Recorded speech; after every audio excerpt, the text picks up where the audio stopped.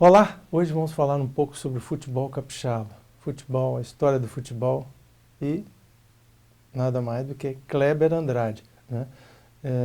Falando aqui com seu filho, Antônio César Andrade, que leva a mensagem e a proposta do seu pai, Kleber Andrade, que hoje é inclusive o nome do estádio de futebol que nós temos aqui em Cariacica. Antônio César, obrigado pela presença aqui.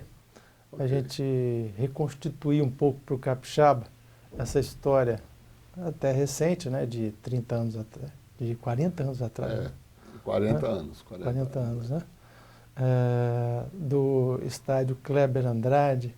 E lógico que Kleber Andrade também se confunde um pouco com Rio Branco, né? Bastante, bastante. Fala um pouquinho sobre quem foi Kleber Andrade, suas aspirações, né? Meu pai foi um abnegado pelo futebol. Apesar de toda a infância a família dizia que ele não era bom de bola, não sabia jogar futebol, mas ele gostava de futebol, tanto que ele, a vida inteira, desde jovem, ele estava sempre envolvido com futebol.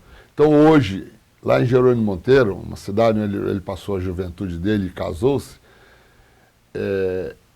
lá tem um campo de futebol, campo do Atlético de Jerônimo Monteiro, que está lá até hoje, depois de mais de 60 anos, quase 70 anos, está lá murado. Ideia dele. Então, sim, o campo do Atlético de Jerônimo Monteiro o muro foi feito por ele, né? Lógico, com a campanha da cidade inteira. E na inauguração do muro eles trouxeram o misto do Fluminense. Foi um sucesso. As cidades vizinhas vieram, todo mundo para assistir o Fluminense jogar em Jerônimo Monteiro na década de 40, né? Então ele já gostava disso tudo, né? 10 anos depois ele mudou-se para Guaçuí, foi na época em que eu nasci, e lá em Guaçuí ele murou o Atlético de Guaçuí. Essa é uma história que eu fiquei sabendo recentemente, eu estive em Guaçuí conversando com alguns amigos, né? Eu falei, não, rapaz, o campo do Atlético aqui, quem murou foi seu pai, mais fulano de tal, mais fulano, contando as outras pessoas lá, os amigos dele, os comerciantes na época, que fizeram a campanha e muraram. Então já desde a década de 40 e de 50 ele gostava disso. Sei. Né? Ele era empresário, né? Na verdade, ele era empresário do ramo de varejo, né? A vida inteira, desde jovem, né? Ele fundou a Casa Santa Terezinha quando? 1943, né? Na verdade, a Casa Santa Terezinha vem de antes, mas com outros nomes, né? Porque era meu avô, depois veio o meu tio.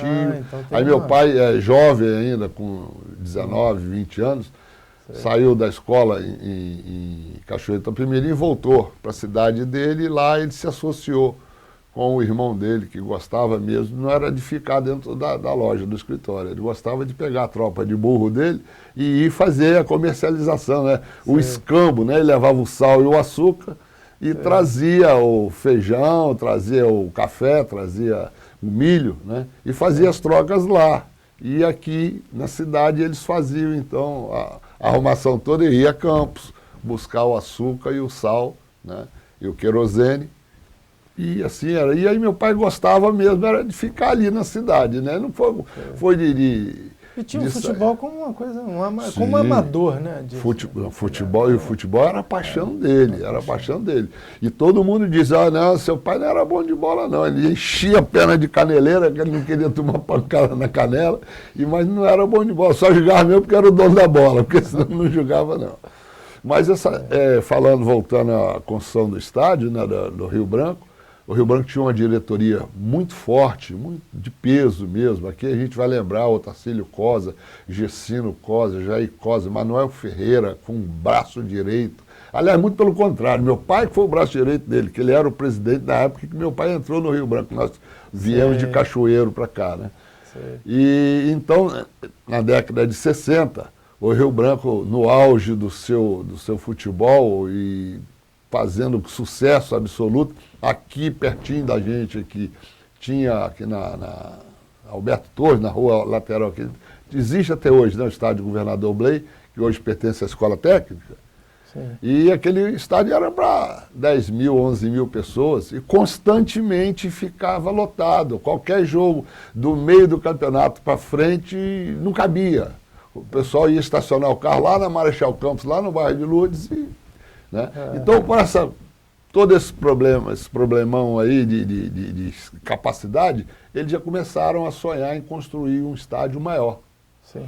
Aí a decisão foi tomada logo após o jogo Brasil e Uruguai, na Copa do Mundo de 70, que o Brasil ganhou o Uruguai lá no México. Por 1-0. E foi uma vingança. O Brasil inteiro, que já era nascido na década de 50, lá em 1950, sentiu-se vingado, né? E aí o Brasil, além de ganhar o Uruguai, vingar aquela derrota no Maracanã de 1950... Um gol do Clodoaldo. Saiu de lá... Final do primeiro tempo. Saiu de lá tricampeão do mundo.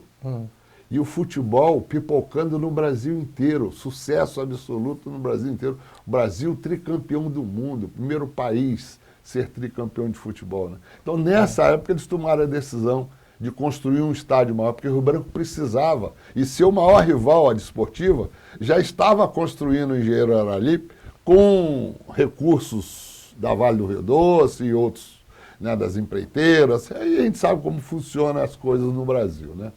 Não vamos entrar nesses detalhes, não, mas foi assim construído o Engenheiro Aralipe, né?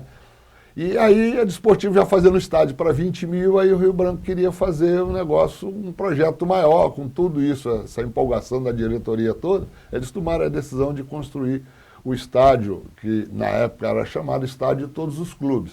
Porque não era um estádio só para o Rio Branco, era um estádio que tinha que ter shows, tinha que ter vários outros acontecimentos, né?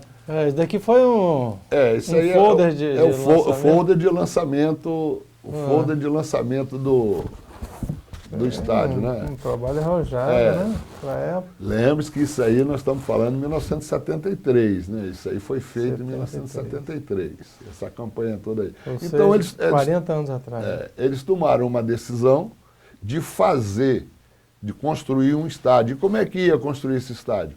Então tinha que ter dinheiro para começar. Aí o que eles fizeram? Venderam o governador Blay para o MEC, para incorporar a escola técnica, né, que funciona assim hoje, e com esse dinheiro eles foram tocar o futebol capixaba.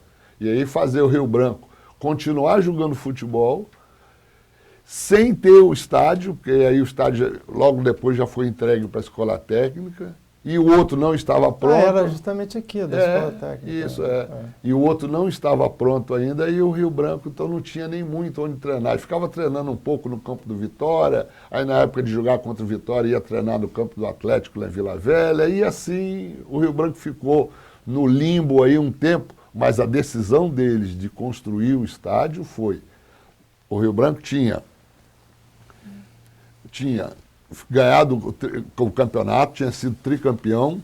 O estádio aqui, onde eram os jogos nossos, aqui não cabia, onde a gente tinha um mando de campo. Nós tínhamos que, o jogo que era o mando de campo do Rio Branco, nós tínhamos que jogar lá no campo da Desportiva, porque não cabia o público, a polícia já começava a criar dificuldade e querer que o jogo fosse lá em São Torquato, lá em Jardim América, né? Sim. Então esse imbróglio todo aí você vê as coisas, as campanhas, né, política de futebol que existe até hoje, e aí tomaram essa decisão mesmo. O Brasil tricampeão, tinha acabado de ganhar o Uruguai. Né? Oportuno. Aí eu vou dar um exemplo. Nós tínhamos no Rio Branco um goleiro chamado Jorge Reis, que hoje ainda é vivo. Menos vazado. E ele milita aí na área esportiva, na imprensa esportiva. Jorge Reis já tinha 1.600 minutos já sem tomar gol, já era o recorde mundial, que foi... por muito tempo ainda, foi quebrado mais de 10 anos depois.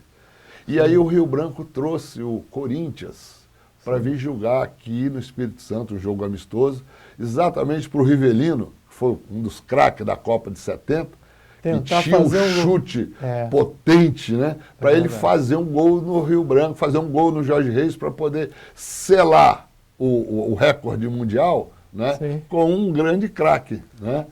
E aí o que aconteceu? O Rio Branco jogou contra o Corinthians, lá na Desportiva, não podia jogar aqui porque não cabia, lá na Desportiva, 24 mil espectadores, tinha gente de fora querendo entrar e não tinha mais ingresso para vender. Então essa história toda a gente tem que entender para poder saber por que tomou a decisão de construir um estádio para 70 mil pessoas aqui no Espírito Santo, né? Nós vamos a um rápido intervalo, voltamos já com a nossa entrevista. Fique conosco.